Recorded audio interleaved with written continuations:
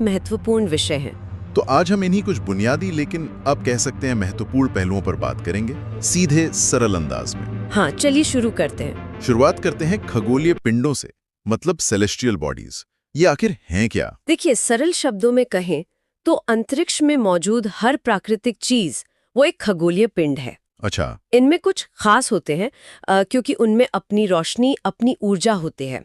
जैसे तारे, हाँ। इन्हें हम कहते हैं ल्यूमिनस।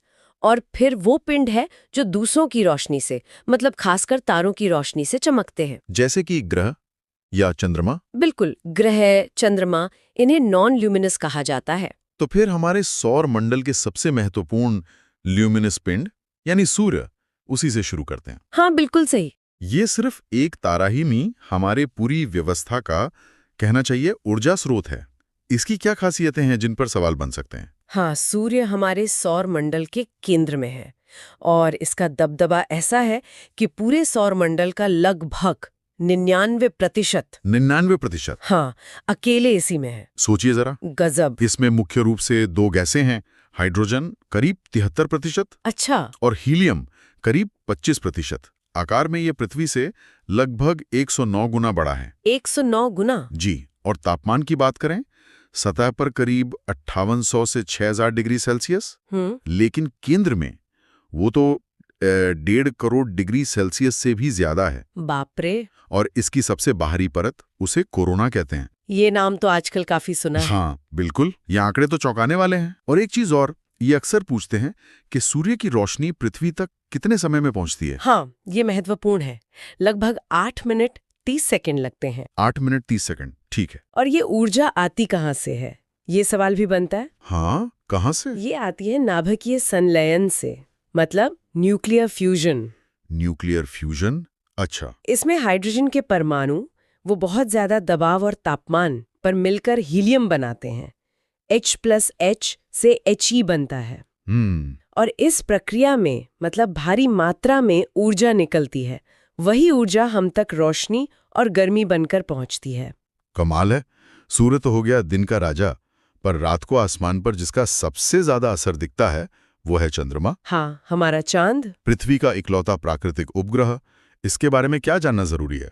तो देखिए, चंद्रमा नॉन ल्यूमिनस है, जैसा हमने कहा। ये सूर्य की रोशनी को ही हम तक परावर्तित करता है, रिफ्लेक्ट करता है। हाँ, रिफ्लेक्ट करता है। पृथ्वी से इसकी औसत दूरी करीब 3,84,000 किलोमीटर है और इसकी रोशनी हम तक सिर्फ 1.28 सेकंड में। बस 1.28 सेकंड? हाँ, त्रिज्या पृथ्वी की करीब 1/4 है और गुरुत्वाकर्षण वो पृथ्वी का सिर्फ छठा हिस्सा है, 1/6। हाँ, सिर्फ 16। जी। और एक बात जो हमेशा जिज्ञासा जगाती है हमें, जी, चंद्रमा का हमेशा एक ही साइड क्यों दिखता है, दूसरा क्यों नहीं? हाँ, ये बहुत ही दिलचस्प सवाल है और इसका कारण भी उतना ही दिलचस्प है। बताइए। ऐसा इसलिए है क्योंकि चंद्रमा जितने समय में अपनी धुरी पर घूमता है, मतलब रोटेशन करता है, हाँ। ठीक उतने ही समय में वो पृथ्वी का भी एक चक्कर पूरा कर लेता है, रेवोल्यूशन। अच्छा, दोनों का टाइम बराबर? हाँ, बिल्कुल बराबर, करीब 27.3 दिन।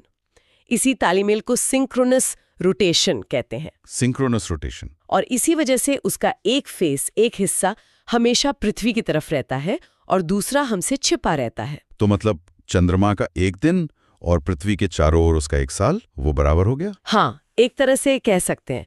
समय की बिल्कुल अलग धारणा है ना। अब उन दूर टिमटिमाते तारों और उनके समूहों यानी तारामंडलों पर आते हैं। तारे, जैसा हमने समझा, ल्यूमिनस होते हैं, अपने रोशनी। कुछ मशहूर तारे हैं जैसे राइजल, वो ओरायन तारामंडल का सबसे चमकीला सदस्य है। ओरायन? हाँ। फिर सीरियस, जिसे डॉग स्टार भी कहते हैं, ये रात के आसमान का सबसे चमकीला तारा है। सबसे चमकीला? और प्रॉक्सिमा सेंटोरी, ये हमारे सूर्य के बाद पृथ्वी का सबसे नजदीकी तारा है। सबसे करीबी। जी। और जब तारे आसमान में कोई जानी पहचानी सी आकृति बनाते दिखते हैं ना, हाँ, जैसे सप्तऋषि? बिल्कुल, उसे तारामंडल या कॉन्स्टलेशन कहते हैं। जैसे ऑर्सा मेजर यानी सप्तऋषि मंडल या हाइड्रा, जो ज्ञात तारामंडलों में सबसे बड़ा है। और कभी-कभी आसमान में ये दूसरी चीजें दिखती हैं, जैसे एस्ट्रॉइड्स, मीटियोर्स, कॉमेट्स। इनमें अक्सर लोग कंफ्यूज हो जाते हैं। हाँ, इनका अंतर समझना बहुत जरूरी है। तो क्या फर्क है? देखिए, एस्ट्रॉइड्स यानी क्षुद्र ग्रह, ये चट्टानी पिंड है, ज्यादातर मंगल और बृहस्पति के बीच सूर्य की परिक्रमा करते हैं। अच्छा, चट्टाने। हाँ, मीटेरॉइड्स वो धूलकण या छोटे पत्थर होते हैं अंतरिक्ष में। ठीक। जब भी पृथ्वी के वायुमंडल में तेजी से घुसते हैं तो घर्षण से जल उठते हैं। इन्हें ही हम मीटियोर्स या टूटता तारा कहते हैं। अच्छा, जो हम कहते हैं टूटता तारा वो मीटियोर है? हाँ, और अगर कोई टुकड़ा बचकर जमीन तक पहुंच जाए तो वो मीटियोराइट कहलाता है। मीटियोराइट, ठीक है। और कॉमेट्स? कॉमेट्स यानी धूमकेतु, ये बर्फीली धूल और गैस के गोले हैं। बर्फीले? हाँ, बर्फीले। जब ये सूर्य के पास आते हैं तो गर्मी से इनकी बर्फ पिघलकर गैस और धूल की एक पूंछ सी बनाती है जो बहुत खूबसूरत दिखती है। ये वर्गीकरण काफी स्पष्ट हुआ। आखिर में एक बड़ा सवाल, ये सब बना कैसे? सौरमंडल की उत्पत्ति, इसका कोई स्वीकृत सिद्धांत है?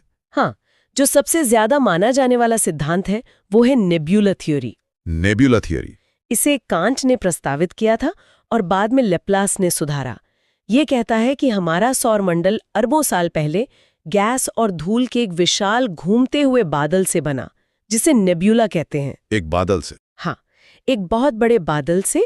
गुरुत्वाकर्षण के कारण ये बादल सिकुड़ने लगा, केंद्र में पदार्थ जमा होकर सूर्य बना। हाँ। और जो बाकी बचा पदार्थ था उससे ग्रह, क्षुद्र ग्रह और दूसरे पिंड बन गए। तो ये थी हमारे ब्रह्मांड और सौरमंडल की कुछ अहम बातें।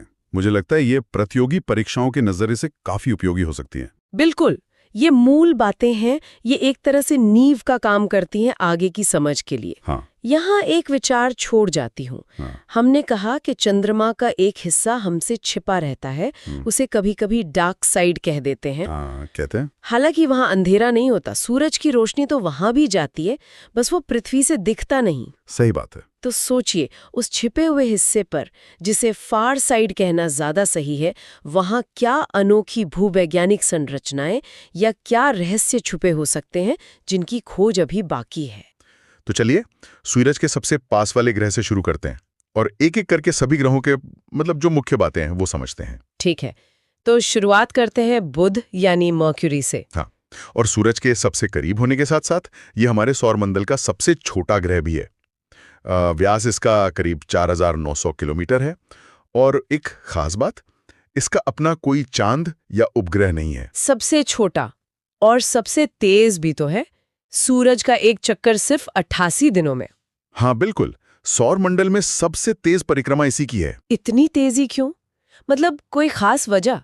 हाँ, देखिए सूरज के जितना करीब कोई ग्रह होगा उसकी कक्षा उसका ऑर्बिट उतना ही छोटा होगा और गुरुत्वाकर्षण के कारण उसे तेजी से घूमना भी पड़ता है। अच्छा, समझ गए। ठीक है, बुध के बाद आता है शुक्र, वीनस, जिसे भोर का तारा या सांझ का तारा भी कहते हैं, है ना? जी हाँ, क्योंकि ये सूरज निकलने से पहले और शाम को सूरज डूबने के बाद आसानी से दिख जाता है, बहुत चमकीला। और मजेदार बात यह है कि ये सूरज से दूसरे नंबर पर है, लेकिन सौरमंडल का सबसे गर्म ग्रह यही है, बुध से भी ज्यादा गर्म है। लेकिन बुध तो ज्यादा पास है सूरज के, फिर शुक्र ज्यादा गर्म क्यों? इसका कारण है शुक्र का वायुमंडल। वो बहुत ही घना है और उसमें कार्बन डाइऑक्साइड गैस भरी पड़ी है। तो ये गैस एक कंबल की तरह काम करती है और सूरज की गर्मी को अंदर तो आने देती है पर बाहर नहीं जाने देती, जिसे हम ग्रीन हाउस इफेक्ट कहते हैं। इसी वजह से ये भट्टी जैसा गर्म है। ओह अच्छा, ग्रीन हाउस इफेक्ट। और ये सबसे चमकीला भी है आपने कहा? सबसे चमकीला। और बुध की तरह ही इसका भी कोई अपना उपग्रह नहीं है। और एक और बात इसके बारे में, इसे पृथ्वी की जुड़वा बहन भी कहते हैं, शायद आकार की वजह से। बिल्कुल सही, आकार और वजन में ये पृथ्वी से काफी मिलता जुलता है, इसीलिए इसे पृथ्वी की जुड़वा बहन कह देते हैं। एक और अनोखी बात है इसकी, ये अपनी धुरी पर ज्यादातर ग्रहों से उल्टी दिशा में घूमता है, मतलब पूरब से पश्चिम, क्लॉकवाइज। अच्छा, ये तो सच में अनोखी बात है। चलिए अब अपने घर पृथ्वी पर आते हैं। अर्थ, एकमात्र ग्रह जहां हम जानते हैं कि जीवन है। जी, हमारी पृथ्वी, इसका करीब 70% हिस्सा पानी से ढका हुआ है, इसीलिए अंतरिक्ष से देखने पर यह नीली दिखती है और इसे नीला ग्रह भी कहते हैं। हाँ, नीला ग्रह। और ये सौरमंडल का सबसे घना ग्रह भी है शायद? हाँ, सबसे ज्यादा घनत्व इसी का है, मतलब इसके पदार्थ काफी पास पास हैं, ठोस हैं।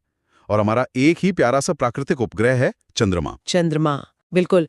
पृथ्वी के बाद अगला पड़ाव है मंगल ग्रह, मार्स, यानी लाल ग्रह। हाँ, इसका लाल रंग इसकी सतह पर मौजूद आयरन ऑक्साइड, मतलब एक तरह से कह सकते हैं लोहे पर लगी जंग, उसकी वजह से है। इसके 2 छोटे छोटे उपग्रह हैं। हाँ, उनके नाम भी बड़े दिलचस्प हैं, फोबोस और डीमोस। बिल्कुल, फोबोस और डीमोस। और एक और खास बात, यहीं पर हमारे सौर मंडल का सबसे ऊंचा ज्ञात ज्वालामुखी और पर्वत है, ओलिम्पस मॉन्स। अरे वाह, ओलंपस मॉन्स। ये पृथ्वी के माउंट एवरेस्ट से भी कई गुना ऊंचा है ना? जी हाँ, काफी ऊंचा है। और देखिए, ये जानना भी जरूरी है कि मंगल और अगले ग्रह बृहस्पति के बीच में लाखों छोटे बड़े चट्टानी टुकड़े सूरज का चक्कर लगा रहे हैं। अच्छा, वो क्या है? उन्हें एक क्षुद्र ग्रह पट्टी या एस्ट्रॉइड बेल्ट कहते हैं।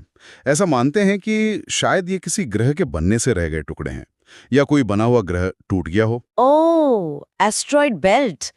तो इस बेल्ट के पार ग्रहों का मिजाज बदल जाता होगा। बिल्कुल, यहाँ से गैस और बर्फीले ग्रहों का इलाका शुरू होता है, मतलब गैस जाइंट्स और आइस जाइंट्स।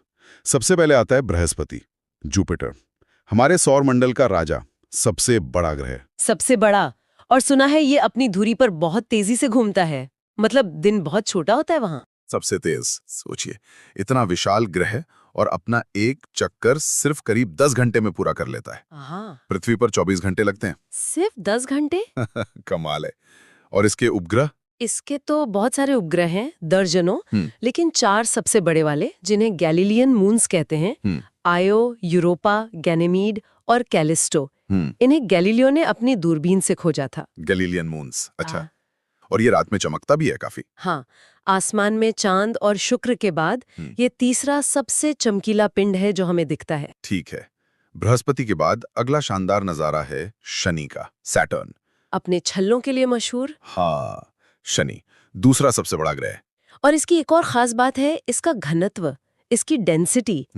ये इतनी कम है कि अगर कोई बहुत बड़ा समुद्र होता तो शनि उस पर तैर सकता। पानी से भी कम घनत्व है इसका। सच में पानी पर तैर सकता है? हाँ। ये तो कमाल है। और इसका सबसे बड़ा उपग्रह टाइटन है शायद। जी हाँ, टाइटन। और टाइटन खुद इतना बड़ा है कि ये बुध ग्रह से भी बड़ा है। इसका अपना घना वायुमंडल भी है। और शनि के छल्ले, क्या वो ठोस है, एक प्लेट की तरह? नहीं, वो ठोस नहीं है।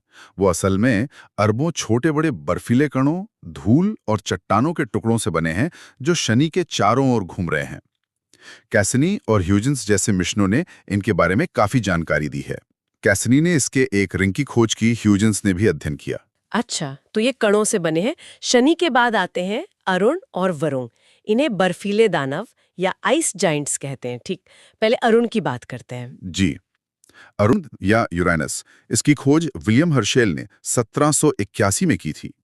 ये दूरबीन से खोजा गया पहला ग्रह था। इसे आइस जॉइंट कहते हैं क्योंकि इसमें गैसों के साथ साथ पानी, अमोनिया और मीथेन जैसी जमी हुई चीजें ज्यादा हैं। और ये भी शुक्र की तरह उल्टा घूमता है, क्लॉकवाइज। हाँ, ये भी क्लॉकवाइज घूमता है। और इसकी एक और बहुत अजीब बात है, इसका झुकाव। झुकाव? कैसा झुकाव? इसका अक्षीय झुकाव, मतलब एक्सियल टिल्ट, करीब 98 डिग्री है। तो ऐसा लगता है जैसे ये अपनी कक्षा में लेटा हुआ लुढ़क रहा हो। इसीलिए इसे लेटा हुआ ग्रह भी कहते हैं। 98 डिग्री मतलब लगभग पूरा लेटा हुआ। और इसका रंग, वो हल्का नीला हरा सा क्यों है? वो मीथेन गैस की वजह से है। मीथेन गैस लाल रोशनी को सोख लेती है और नीली हरी रोशनी को परावर्तित करती है। इसके भी करीब 27 ज्ञात उपग्रह हैं और हल्के छल्ले भी हैं इसके चारों ओर। और हाँ, ये सौरमंडल का सबसे ठंडा ग्रह माना जाता है। सबसे ठंडा, ठीक है। और आखिर में सबसे दूर 8वां ग्रह वरुण यानी नेपच्यून। हाँ, वरुण, ये भी एक आइस जाइंट है। अरुण का जुड़वां कह सकते हैं एक तरह से। इसका रंग भी मीथेन की वजह से काफी गहरा नीला है। और इसकी खोज भी बड़ी दिलचस्प थी, है ना? इसे देखा नहीं गया था पहले। बिल्कुल, इसकी मौजूदगी का अंदाजा पहले गणितीय गणनाओं से लगाया गया था। मतलब अरुण की कक्षा में कुछ गड़बड़ी देखकर वैज्ञानिकों ने हिसाब लगाया कि कोई और ग्रह होना चाहिए जो उसे खींच रहा है। फिर उसी हिसाब से दूरबीन से खोजा गया। योहन गाले और अर्बन लेवेरियर का इसमें मुख्य योगदान था। वाह, गणित से खोज लिया ग्रह को। और इसके उपग्रह? इसके 14 ज्ञात उपग्रह हैं, जिनमें ट्राइटन सबसे बड़ा और सबसे मशहूर है। ट्राइटन की खास बात यह है कि ये वरुण के घूमने की दिशा से उल्टी दिशा में उसकी परिक्रमा करता है। अच्छा, तो ये थी हमारे सौर मंडल के 8 ग्रहों की एक संक्षिप्त यात्रा, बुध से वरुण तक। हर ग्रह की अपनी अलग कहानी, अपनी अलग पहचान। बिल्कुल, और ये क्रम मतलब सूरज से दूरी का क्रम और हर ग्रह की मुख्य विशेषताएं, जैसे सबसे छोटा, सबसे गर्म, लाल ग्रह, छल्लों वाला ग्रह, लेटा हुआ ग्रह, ये सब याद रखना परीक्षाओं के लिहाज से काफी उपयोगी हो सकता है। हाँ, ये तो है। ये जानना कि हमारा ब्रह्मांड कितना विशाल और विविध है, हमेशा ही कितना रोमांचक होता है। सच में, और ये सोचने पर भी मजबूर करता है कि इन सब का निर्माण कैसे हुआ होगा, क्यों इनकी विशेषताएं इतनी अलग हैं। बहुत सारे सवाल हैं अभी भी। बिल्कुल। ये हमारे अपने ग्रह को बेहतर समझने में भी मदद करेगा। हाँ, बिल्कुल। पृथ्वी सिर्फ अंतरिक्ष में गोला नहीं है, इसमें कई अनोखी बातें हैं। आज हम इसकी बनावट, इसकी गतियां, सूरज से इसकी दूरी कैसे बदलती है, इसका झुकाव और हाँ, इसकी उम्र कैसे पता चली, इन सब पर चर्चा करेंगे। तो सबसे पहले पृथ्वी की आकृति शेप से शुरू करते हैं। हम अक्सर इसे गोल मान लेते हैं, पर क्या ये सच में पूरी तरह गोल है? नहीं, बिल्कुल नहीं। पृथ्वी की जो असल आकृति है उसे जियोइड कहते हैं, या थोड़ी और तकनीकी भाषा में कहें तो ओब्लेट स्फेरॉइड। आसान शब्दों में यूं समझिए कि ये ध्रुवों पर पोल्स पर थोड़ी सी चपटी है और भूमध्य रेखा यानी इक्वेटर पर थोड़ी उभरी हुई। अच्छा, जैसे संतरा होता है कुछ वैसा, पर शायद बहुत कम फर्क होगा। हाँ, संतरे जैसा, पर वो उभार और चपटापन बहुत ही मामूली है। और ये होता क्यों है, ये चपटापन और उभार? ये पृथ्वी की अपनी धुरी पर घूमने की वजह से है। देखिए, जब पृथ्वी घूमती है तो भूमध्य रेखा वाले हिस्से पर बाहर की तरफ एक खिंचाव पैदा होता है। इसे हम केंद्रापसारक बल या सेंट्रीफ्यूगल फोर्स कहते हैं। जैसे आप कोई चीज रस्सी से बांधकर घुमाएं तो वो बाहर भागती है ना, समझ गया। बिल्कुल वैसा ही। तो इस खिंचाव से इक्वेटोरियल हिस्सा थोड़ा सा उभर जाता है और ध्रुवों पर ये असर लगभग नहीं होता, इसलिए वो थोड़े चपटे रह जाते हैं। अच्छा, तो इसी वजह से शायद इसका रेडियस त्रिज्या भी हर जगह एक जैसी नहीं होगी। हाँ, सही पकड़ा आपने। भूमध्य रेखीय त्रिज्या यानी इक्वेटोरियल रेडियस करीब 6378 किलोमीटर है, जबकि ध्रुवीय त्रिज्या पोलर रेडियस थोड़ी कम है, लगभग 6357 किलोमीटर। तो औसत कितना लेते हैं फिर? औसत त्रिज्या, मीन रेडियस, हम आमतौर पर 6371 किलोमीटर मानते हैं। ये जो छोटा सा फर्क है ना, ये भी पृथ्वी के गुरुत्वाकर्षण और सैटेलाइट्स की कक्षाओं पर असर डालता है। ये तो हुई बनावट की बात। अब जरा पृथ्वी की गतियों को समझते हैं। हम ये तो जानते हैं कि पृथ्वी घूमती है, जिससे दिन और रात होते हैं। जी, पृथ्वी की दो मुख्य गतियां हैं। पहली है घूर्णन यानी रोटेशन। इसका मतलब है अपने ही अक्ष यानी एक्सिस पर घूमना। ये पश्चिम से पूर्व दिशा में घूमती है, इसीलिए हमें सूरज पूर्व से उगता हुआ दिखता है। और एक चक्कर कितनी देर में पूरा होता है? एक चक्कर पूरा करने में इसे लगते हैं 23 घंटे 56 मिनट और 4 सेकंड, जिसे हम अपनी सुविधा के लिए मोटा-मोटा 24 घंटे मान लेते हैं। अच्छा, और ये जो घूमने की स्पीड है, क्या ये हर जगह एक जैसी है, भूमध्य रेखा पर और ध्रुवों पर? नहीं, बिल्कुल नहीं।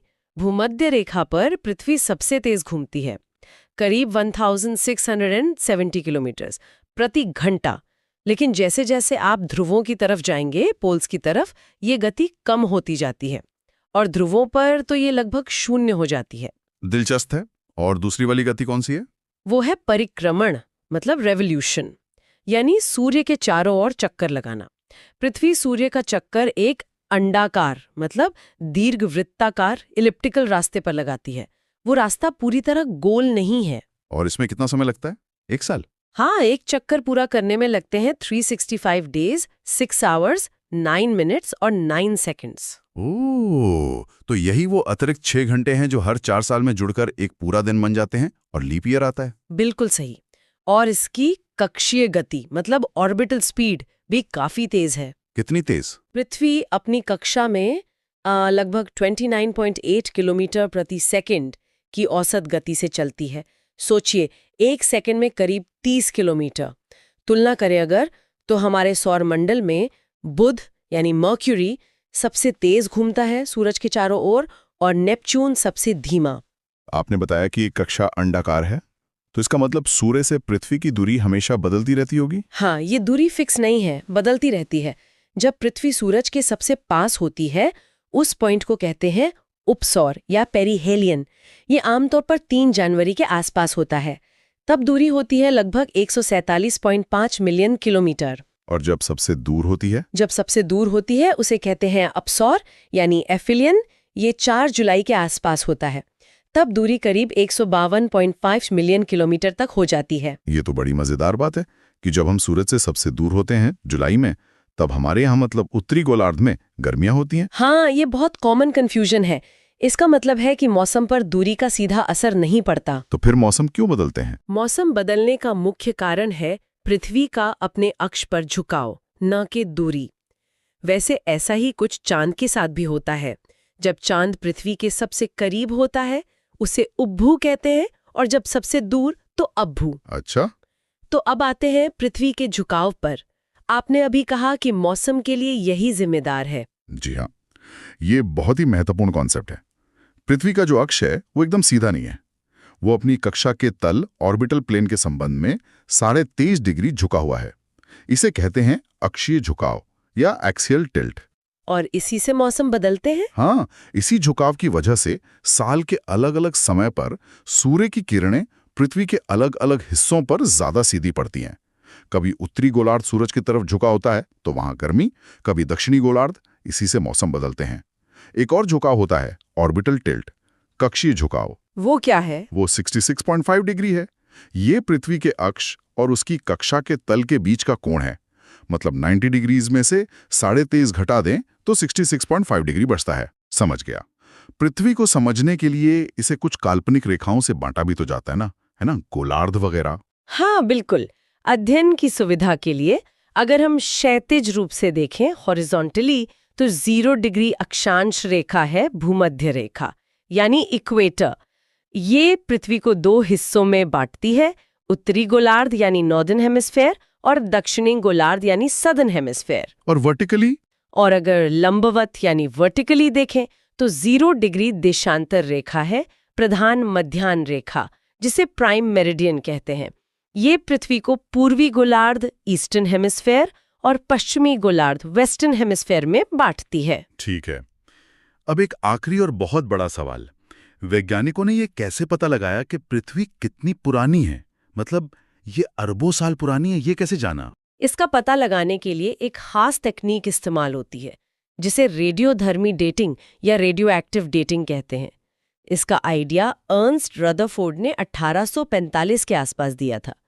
ये तकनीक इस बात पे आधारित है कि चट्टानों में कुछ रेडियोधर्मी तत्व होते हैं जो समय के साथ एक स्थिर दर से खत्म होते जाते हैं, मतलब उनका क्षय होता है। अच्छा, तो उनके क्षय की दर को मापकर उम्र का अंदाजा लगाते हैं? हाँ बिल्कुल। हम देखते हैं कि कितना मूल तत्व बचा है और कितना क्षय होकर दूसरा तत्व बन गया है। इससे पता चल जाता है कि वो चट्टान कितनी पुरानी है। इसमें कौन कौन सी विधियां मुख्य? देखिए, जो बहुत पुरानी चट्टानें हैं उनकी उम्र पता करने के लिए यूरेनियम लेड डेटिंग सबसे भरोसेमंद मानी जाती है। इसके अलावा पोटेशियम आर्गन और रुबीडियम स्ट्रोंटियम विधियां भी काफी इस्तेमाल होती हैं। और जो नई चीजें हैं, जैसे हजारों साल पुरानी? हाँ, जो हाल की चीजें हैं, जैसे कुछ 1000 साल पुराने जीवाश्म या चट्टानें, उनके लिए कार्बन 14 डेटिंग, जिसे रेडियो कार्बन डेटिंग भी कहते हैं, वो इस्तेमाल होती है। और क्लोरीन 36 जैसी कुछ और तकनीकें भी हैं। इन्हीं सब तरीकों से वैज्ञानिकों ने अनुमान लगाया है कि पृथ्वी की उम्र लगभग 4.5 अरब साल है। वाह! तो ये सारी बातें, पृथ्वी की ये थोड़ी चपटी उभरी बनावट, इसकी 2 तरह की गतियां, सूरज से बदलती दूरी, इसका वो 30-30.5 डिग्री का झुकाव और ये विभाजन, ये सब मिलकर ही हमारे ग्रह को वैसा बनाते हैं जैसा वो है। निश्चित रूप से। और ये सिर्फ परीक्षा में लिखने के लिए तथ्य नहीं है। ये वो चीजें हैं जो पृथ्वी के पूरे पर्यावरण को, यहाँ के जीवन को, हर चीज को कंट्रोल करती हैं। सच में, कभी इस पर सोचिएगा जरूर। पृथ्वी की ये जो एकदम सटीक मापें हैं, गतियां हैं, इनका हमारे रोजमर्रा के जीवन पर और हमारे आसपास के पर्यावरण पर कितना गहरा, कितना जटिल असर पड़ता है। अक्षांश, देशांतर, फिर वो ग्रहण और सॉल्स्टिस इक्विनॉक्स, सीधे इन्हीं पर बात करते हैं, देखते हैं ये हैं क्या और क्यों इतने महत्वपूर्ण हैं। बिल्कुल। ये असल में पृथ्वी पर किसी भी जगह का, आप कह सकते हैं, पता बताने का एक सिस्टम है। हाँ। और साथ ही ये समझने का तरीका कि कैसे पृथ्वी, सूरज और चांद की स्थितियां, उनकी चाल हमारे मौसम और दिन रात तय करती हैं। ये जो काल्पनिक रेखाएं हैं या खगोलीय घटनाएं, ये सिर्फ किताबों की बातें नहीं है, ये हमारे रोजमर्रा के जीवन से भी जुड़ी हैं। हाँ, ये बात तो है। तो शुरुआत करते हैं देशांतर से, यानी लॉन्गिट्यूड से। ये वो खड़ी रेखाएं हैं ना, हाँ जो नक्शे पर नॉर्थ पोल से साउथ पोल तक जाती हुई दिखती हैं। हाँ, वर्टिकल लाइंस। इनमें सबसे खास है वो 0 डिग्री वाली रेखा, जिसे हम प्राइम मेरिडियन कहते हैं जी। और ये लंदन के पास एक जगह है ग्रीनिच, वहां से होकर गुजरती है। अच्छा, और यहीं से दुनिया का मानक समय यानी स्टैंडर्ड टाइम तय होता है, राइट? जी हाँ, बिल्कुल।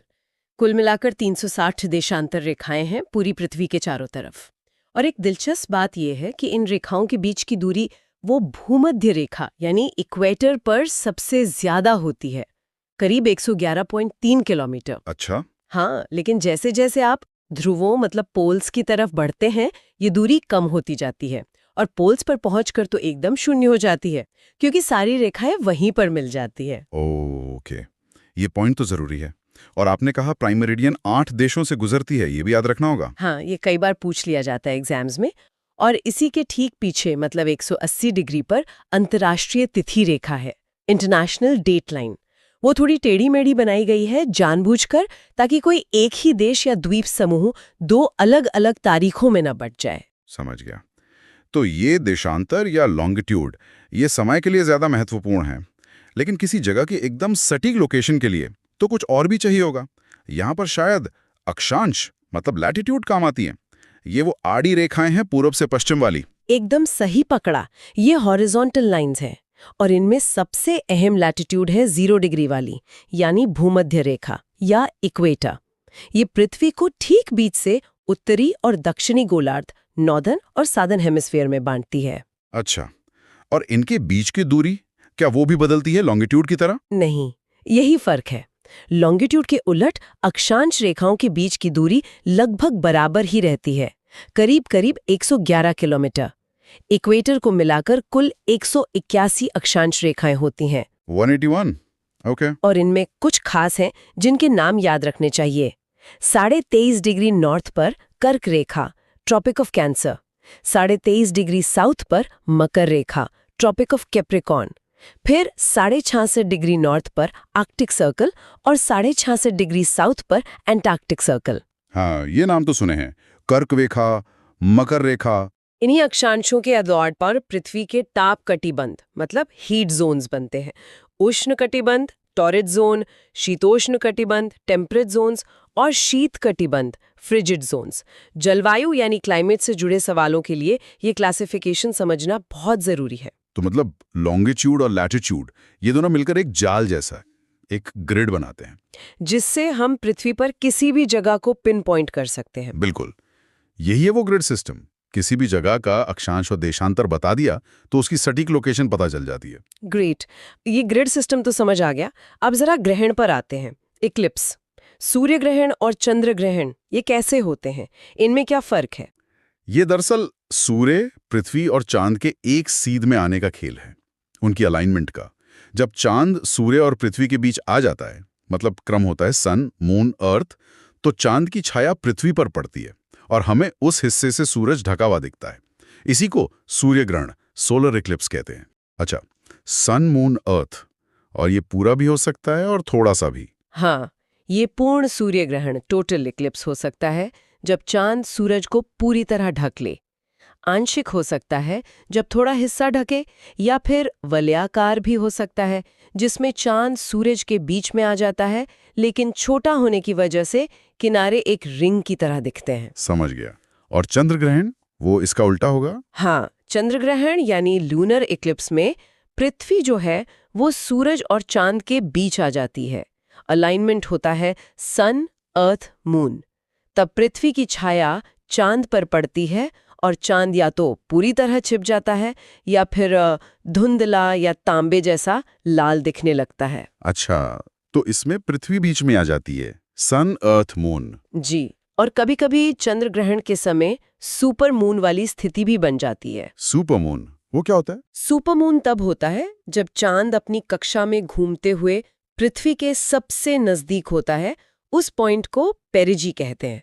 तो उस वक्त चांद थोड़ा ज्यादा बड़ा और चमकीला नजर आता है। वाह, ये अलाइनमेंट का खेल तो बड़ा ही दिलचस्प है। अच्छा, अब मेरा अगला टॉपिक है सॉल्स्टिस और इक्विनॉक्स। इनके बारे में भी काफी सुना है। कहते हैं मौसम बदलने से इनका सीधा संबंध है। ये कैसे होता है? इसका जो मुख्य कारण है वो है पृथ्वी का अपने घूमने वाले अक्ष माने एक्सिस पर 23.5 डिग्री झुका होना। ये झुकाव फिक्स्ड है और इसी झुके हुए अक्ष के साथ पृथ्वी सूरज के चारों ओर चक्कर लगाती है। यही झुकाव और चक्कर मिलकर मौसम बनाते हैं। 23.5 डिग्री का झुकाव, ओके। तो सॉल्स्टिस? हाँ, देखिए साल में एक समय आता है करीब 21 जून के आसपास, जब पृथ्वी का उत्तरी गोलार्ध नॉर्दर्न हेमिस्फीयर सूरज की तरफ ज्यादा झुका होता है। उस समय सूरज की सीधी किरणें कर्क रेखा यानी ट्रॉपिक ऑफ कैंसर पर पड़ती हैं। इसी को हम समर सॉल्स्टिस कहते हैं। समर सॉल्स्टिस मतलब गर्मी वाला होती है। और इसी समय नॉर्थ पोल पर 6 महीने लंबा दिन शुरू हो जाता है, सूरज डूबता ही नहीं। अरे वाह, 6 महीने का दिन। तो फिर विंटर सोल्स्टिस इसका ठीक उल्टा होगा? हाँ बिल्कुल, करीब 22 दिसंबर के आसपास स्थिति उलट जाती है। अब दक्षिणी गोलार्ध सदर्न हेमिस्फीयर सूरज की तरफ ज्यादा झुका होता है। सूरज की सीधी किरणें मकर रेखा ट्रॉपिक ऑफ कैप्रिकॉर्न पर पड़ती हैं। ये उत्तरी गोलार्ध के लिए विंटर सोल्स्टिस है। मतलब हमारे यहाँ सर्दी वाला? हाँ, इस दिन उत्तरी गोलार्ध में सबसे छोटा दिन और सबसे लंबी रात होती है, जबकि दक्षिणी गोलार्ध में ठीक उल्टा, सबसे लंबा दिन और साउथ पोल पर 6 महीने का दिन शुरू होता है। Got it. तो 2 सोल्स्टिस हो गए। और इक्विनॉक्स, ये कब होता है? इक्विनॉक्स साल में 2 बार आता है। एक बार लगभग 21 मार्च को, जिसे वर्नल इक्विनॉक्स कहते हैं, और दूसरी बार लगभग 23 सितंबर को, जिसे ऑटमनल इक्विनॉक्स कहते हैं। इन दोनों दिनों पर पृथ्वी का झुकाव न तो सूरज की तरफ होता है, न ही उससे दूर, मतलब वो साइड ऑन होता है एक तरह से। नतीजा ये होता है कि सूरज की किरणें सीधे भूमध्य रेखा यानी इक्वेटर पर पड़ती हैं। अच्छा, सीधे इक्वेटर पर। तो इसका असर क्या होता है? इसका असर ये होता है कि पूरी पृथ्वी पर हर जगह दिन और रात की लंबाई लगभग बराबर हो जाती है, करीब 12-12 घंटे की। इक्विनॉक्स शब्द का मतलब ही होता है इक्वल नाइट। कमाल है। तो मतलब सॉल्स्टिस में दिन रात सबसे छोटे बड़े होते हैं और इक्विनॉक्स पर बराबर। बिल्कुल सही। तो अगर हम संक्षेप में देखें तो अक्षांश और देशांतर पृथ्वी पर लोकेशन का ग्रिड बनाते हैं। ग्रहण जो हैं वो सूरज, पृथ्वी और चांद की अलाइनमेंट का नतीजा है, और सॉल्स्टिस व इक्विनॉक्स पृथ्वी के झुकाव और सूरज के चक्कर लगाने से जुड़े मौसम के इंडिकेटर्स हैं। हाँ, और ये सभी कॉन्सेप्ट्स आपस में बहुत गहरे जुड़े हुए हैं। इनको समझना बहुत जरूरी है। जैसे देशांतर से टाइम जोन्स तय होते हैं, अक्षांश से क्लाइमेट जोन्स का अंदाजा लगता है, और सॉल्स्टिस इक्विनॉक्स मौसम और दिन रात की लंबाई तय करते हैं। ये सोचना ही काफी दिलचस्प है कि जो भी हम सतह पर देखते हैं, मतलब चाहे वो ऊंचे ऊंचे पहाड़ हों या फिर अचानक आने वाले भूकंप, उन सब का सीधा कनेक्शन पृथ्वी के अंदर क्या चल रहा है उससे है। हाँ बिल्कुल। और सबसे खास बात यह है कि हम सीधे अंदर झांक तो सकते नहीं है, इसीलिए वैज्ञानिकों को आप कह सकते हैं अप्रत्यक्ष तरीकों का सहारा लेना पड़ता है। अप्रत्यक्ष तरीके जैसे कि अंदर का तापमान कैसा है, दबाव कितना है, घनत्व मतलब डेंसिटी कैसी है। लेकिन सबसे कारगर तरीका है भूकंपीय तरंगों का अध्ययन, जिन्हें साइज्मिक वेव्स कहते हैं। अच्छा, साइज्मिक वेव्स। हाँ, ये तरंगे पृथ्वी की अलग अलग परतों से गुजरते हुए अपनी चाल बदलती हैं, और इसी से हमें अंदर के स्ट्रक्चर का पता चलता है। हाँ, कभी-कभी ज्वालामुखी विस्फोट से जो लावा निकलता है वो भी एक डायरेक्ट सोर्स है, उससे भी थोड़ी मदद मिल जाती है। और ये समझना इसलिए जरूरी है ताकि हम जान सकें कि हमारी पृथ्वी एक प्लैनेट के तौर पर कैसे काम करती है। सही कहा। तो चलिए शुरुआत करते हैं पृथ्वी की परतों से, मतलब बेसिक स्ट्रक्चर क्या है? मोटे तौर पर पृथ्वी की 3 मुख्य परतें हैं। सबसे बाहर वाली, जिस पर हम रहते हैं, वो है क्रस्ट यानी भूपरपटी। ये काफी पतली है। हाँ। उसके नीचे है मैंटल, जो काफी मोटा हिस्सा है, और एकदम केंद्र में, सेंटर में है कोर यानी क्रोड। ओके, क्रस्ट, मैंटल और कोर। और ये जो क्रस्ट है, क्या ये हर जगह एक जैसी है? नहीं, क्रस्ट भी 2 तरह की है। जहां महाद्वीप है, मतलब जमीन है, वहां ये मोटी होती है, इसे कॉन्टिनेंटल क्रस्ट कहते हैं, और इसमें सिलिका और एल्यूमिनियम ज्यादा होता है। अच्छा, सिलिका और एल्यूमिनियम। सियाल, वो सियाल वाला कॉन्सेप्ट? बिल्कुल, सियाल। और जहां महासागर हैं, समुद्र के नीचे, वहां ये पतली होती है, इसे ओशनिक क्रस्ट कहते हैं।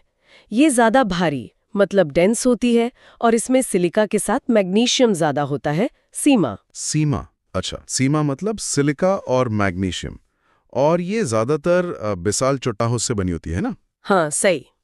अब क्रस्ट के ठीक नीचे आता है मेंटल। ये पृथ्वी का सबसे बड़ा हिस्सा है वॉल्यूम के हिसाब से, और ये भी ज्यादातर सीमा से ही बना है। इसका ऊपरी भाग, जिसे एस्थेनोस्फीयर कहते हैं, वो बहुत इंपॉर्टेंट है। वो पूरी तरह ठोस नहीं है, बल्कि एक तरह से अर्ध पिघली, सेमी मोल्टन अवस्था में है, जैसे बहुत गाढ़ा शहद या तारकोल समझ लीजिए। अच्छा, मतलब प्लास्टिक जैसा? हाँ, कुछ वैसा ही। इसी परत के ऊपर पृथ्वी की ठोस प्लेटें तैरती हैं, और ज्वालामुखी के लिए जो मैग्मा होता है ना, वो भी यहीं से आता है। ओके, और आपने लिथोस्फीयर का भी जिक्र किया था? हाँ, लिथोस्फीयर असल में क्रस्ट और मेंटल का जो सबसे ऊपर वाला ठोस हिस्सा है, उन दोनों को मिलाकर बनता है। ये करीब 10 से लेकर 200 किलोमीटर तक मोटा हो सकता है। यही वो हिस्सा है जो प्लेटों में टूटा हुआ है। समझ गया। क्रस्ट और मेंटल का ऊपरी ठोस भाग बराबर लिथोस्फीयर, ठीक है। अब सबसे अंदर चलते हैं, कोर। हाँ, कोर। इसके भी 2 हिस्से हैं, बाहरी कोर, आउटर कोर, और आंतरिक कोर, इनर कोर। बाहरी कोर वो तरल है, लिक्विड स्टेट में। तरल इतनी गहराई में? हाँ, ये लगभग 2300 किलोमीटर मोटी परत है, और इसमें पिघला हुआ लोहा और निकल है। और पता है, पृथ्वी का जो चुंबकीय क्षेत्र है, मैग्नेटिक फील्ड, वो इसी तरल बाहरी कोर की गति के कारण बनता है। ये हमारे लिए एक सुरक्षा कवच जैसा है। वाह, ये तो कमाल की बात है। और आंतरिक कोर? आंतरिक कोर बाहरी कोर से भी ज्यादा गर्म है, लेकिन उस पर दबाव इतना ज्यादा है, इतना ज्यादा प्रेशर है कि वो ठोस बन गया है। अच्छा, मतलब ज्यादा गर्मी के बावजूद ठोस, प्रेशर की वजह से? बिल्कुल। प्रेशर इतना है कि एटम्स हिल भी नहीं पाते। ये करीब 1200 किलोमीटर मोटा है, और क्योंकि कोर में मुख्य रूप से निकेल और आयरन है, इसीलिए इसे निफे परत भी कहते हैं। निफे? हाँ, ये नाम सुना है। तो ये जो लिथोस्फीयर की बात हुई, जो ठोस परत है, ये मतलब एक पूरा खोल नहीं है, ये टुकड़ों में है। हाँ, यही बात है। ये लिथोस्फीयर कई विशाल कठोर चट्टानी टुकड़ों में टूटा हुआ है, जिन्हें हम टेक्टोनिक प्लेट्स कहते हैं। Tectonic plates? हाँ, और ये प्लेटें नीचे की उस गाढ़ी सेमी मोल्टन एस्थेनोस्फीयर परत पर बहुत धीरे धीरे तैर रही हैं, या कहिए खिसक रही हैं। कितना धीरे? बहुत धीरे, साल में बस कुछ सेंटीमीटर, लगभग उतनी ही तेजी से जितनी तेजी से हमारे नाखून बढ़ते हैं। अच्छा, हाँ, तो मतलब ये प्लेटें लगातार हिल रही हैं? बिल्कुल। और इन प्लेटों के जो किनारे हैं, हाँ, जहाँ ये एक दूसरे से मिलती हैं या दूर जाती हैं, वहीं पर दुनिया की ज्यादातर भूगर्भीय हलचल होती है। जैसे कि? जैसे भूकंप आना, ज्वालामुखी फटना, पहाड़ों का बनना, ये सब ज्यादातर इन्हीं प्लेट बाउंड्रीज पर होता है। कुछ बड़ी प्लेटों के नाम सुने होंगे आपने? Eurasian plate, Indian Australian plate, Pacific plate, African plate. हाँ, सुने। इन्हीं प्लेटों के आपस में टकराने, दूर जाने या अगल-बगल खिसकने से ही धरती का नक्शा लगातार बदलता रहता है। टकराती हैं तो उनके किनारों पर चट्टानों में स्ट्रेस जमा होता है, ऊर्जा जमा होती है। जब ये स्ट्रेस चट्टानों की सहन शक्ति से ज्यादा हो जाता है, तो वो टूटती हैं और जमा हुई ऊर्जा अचानक से निकलती है। इसी से पृथ्वी कांपती है, जिसे हम भूकंप कहते हैं। अच्छा, और वो फोकस और एपिसेंटर क्या होता है? जहां पृथ्वी के अंदर चट्टान टूटती है और ऊर्जा निकलती है, उस पॉइंट को फोकस या हाइपोसेंटर कहते हैं। और ठीक उसके ऊपर जमीन की सतह पर जो बिंदु होता है, उसे एपिसेंटर कहते हैं। नुकसान एपिसेंटर के आसपास सबसे ज्यादा होता है। और इन कंपनों को नापने के लिए सिस्मोग्राफ का इस्तेमाल होता है ना? हाँ, सिस्मोग्राफ इन भूकंपीय तरंगों को रिकॉर्ड करता है। ये तरंगे भी अलग अलग तरह की होती हैं? हाँ, मुख्य रूप से 2 तरह की। पहली है बॉडी वेव्स, जो पृथ्वी के अंदर से होकर गुजरती हैं। इनमें भी 2 टाइप हैं, पी तरंगे और एस तरंगे। पी और एस? ई मतलब प्राइमरी, ये सबसे तेज होती हैं और ठोस, तरल, गैस तीनों मीडियम से गुजर सकती हैं। अच्छा। दूसरी हैं एस तरंगे, यानी सेकेंडरी। ये पी तरंगों से धीमी होती हैं, और इनकी खासियत ये है कि ये सिर्फ ठोस चीजों से ही गुजर सकती हैं, तरल से नहीं। ओह, तो क्या इसका मतलब? बिल्कुल, एस तरंगे बाहरी कोर से नहीं गुजर पाती, और यही इस बात का सबसे बड़ा सबूत है कि बाहरी कोर तरल अवस्था में है। कमाल है, ये तो एक पहेली सुलझाने जैसा है। हाँ, फिर जब ये बॉडी वेव्स पी और एस सतह पर पहुंचती हैं, तो वे सरफेस वेव्स यानी सतही तरंगे पैदा करती हैं। ये तरंगे पृथ्वी की सतह के साथ साथ चलती हैं और आमतौर पर बिल्डिंग्स वगैरह को सबसे ज्यादा नुकसान यही पहुंचाती हैं। और भूकंप की तीव्रता कैसे नापते हैं? वो रिक्टर स्केल? हाँ, 2 मुख्य पैमाने हैं। रिक्टर स्केल भूकंप के दौरान निकली कुल ऊर्जा को मापता है, जिसे मैग्नीट्यूड कहते हैं। ये एक लॉगरिथमिक स्केल है, मतलब रिक्टर स्केल पर हर एक नंबर बढ़ने का मतलब है लगभग 32 गुना ज्यादा ऊर्जा। बाप रे, 32 गुना? हाँ, और दूसरा है मर्कैली स्केल। मर्कैली स्केल ये भूकंप से हुए नुकसान के आधार पर उसकी तीव्रता, इंटेंसिटी को मापता है। मतलब लोगों ने क्या महसूस किया, इमारतों को कितना नुकसान हुआ वगैरह। ठीक है, समझ गया। मैग्नीट्यूड के लिए रिक्टर और इंटेंसिटी के लिए मर्कैली। अच्छा, अब जरा इन प्लेट सीमाओं यानी प्लेट बाउंड्रीज के बारे में थोड़ा और बताइए। ये कितने प्रकार की होती हैं? मोटे तौर पर 3 मुख्य प्रकार की होती हैं। 3? कौन-कौन सी? पहली है अपसारी सीमा यानी डाइवर्जेंट बाउंड्री। यहाँ प्लेटें एक दूसरे से दूर जा रही होती हैं। दूर तो बीच में खाली जगह बन जाती होगी। हाँ, और उस खाली जगह में नीचे से पिघला हुआ मैग्मा ऊपर आता है, ठंडा होकर जमता है और नई क्रस्ट बन जाती है। समुद्रों के बीच में जो पहाड़ों की लंबी श्रृंखलाएं हैं, मिड ओशनिक रिज, वो इसी तरह बनती हैं। अच्छा, नई जमीन बनती है यहाँ। दूसरी कौन सी है? दूसरी है अभिसारी सीमा यानी कन्वर्जेंट बाउंड्री। यहाँ प्लेटें एक दूसरे की तरफ आकर टकराती हैं। तब क्या होता है? इसमें कई चीजें हो सकती हैं। अगर एक ओशानिक प्लेट और एक कॉन्टिनेंटल प्लेट टकराएं, तो भारी वाली ओशानिक प्लेट हल्की कॉन्टिनेंटल प्लेट के नीचे घुस जाती है। इसे सबडक्शन कहते हैं। सबडक्शन? हाँ, इससे गहरी समुद्री खाइयां बनती हैं और कॉन्टिनेंटल प्लेट पर ज्वालामुखी पर्वत बन जाते हैं, जैसे एंडीज पर्वत। अगर 2 कॉन्टिनेंटल प्लेटें टकराएं तो कोई नीचे नहीं धंसती, बल्कि दोनों मुड़कर ऊपर उठ जाती हैं और विशाल पर्वत श्रृंखलाएं बना देती हैं। जैसे कि हिमालय? बिल्कुल, हिमालय पर्वत भारतीय प्लेट और यूरेशियन प्लेट के टकराने से ही बना है। यहाँ पुरानी क्रस्ट नष्ट होती है या फिर मुड़ जाती है। दिलचस्प। और तीसरी? तीसरी है संरक्षी या रूपांतरण सीमा, ट्रांसफॉर्म बाउंड्री। यहाँ प्लेटें ना तो टकराती हैं न दूर जाती हैं, बल्कि एक दूसरे के अगल बगल रगड़ते हुए खिसकती हैं। अगल बगल? हाँ, हॉरिजॉन्टली, जैसे 2 गाड़ियां एक दूसरे को साइड से रगड़ते हुए निकल जाएं। यहाँ बड़े बड़े भ्रंश यानी फॉल्ट्स बनते हैं। यहाँ न तो क्रस्ट बनती है न नष्ट होती है। लेकिन हाँ, इन सीमाओं पर अक्सर बहुत तीव्र और खतरनाक भूकंप आते हैं। कोई उदाहरण? कैलिफोर्निया का सैन एंड्रियास फॉल्ट इसका एक बहुत मशहूर उदाहरण है। अच्छा, सैन एंड्रियास फॉल्ट, समझ गया। तो कुल मिलाकर ये तो साफ है कि पृथ्वी की गहराई में जो प्रक्रियाएं चल रही हैं, ये प्लेटों की जो मूवमेंट है और सतह पर जो हमें दिखता है, पहाड़, ज्वालामुखी, भूकंप, ये सब एक दूसरे से बहुत गहराई से जुड़े हुए हैं। एक पूरा सिस्टम है ये। बिल्कुल सही कहा, ये सब इंटरकनेक्टेड है और ये हमें सोचने पर भी मजबूर करता है ना, कि जिस तरह ये प्लेटें आज भी खिसक रही हैं, भविष्य में ये पृथ्वी के नक्शे को और कैसा आकार देंगी। हाँ, लाखों साल बाद दुनिया कैसे दिखेगी? ये तो सोचने वाली बात है। और दूसरा सवाल ये कि क्या इन आंतरिक प्रक्रियाओं की हमारी जो समझ बढ़ रही है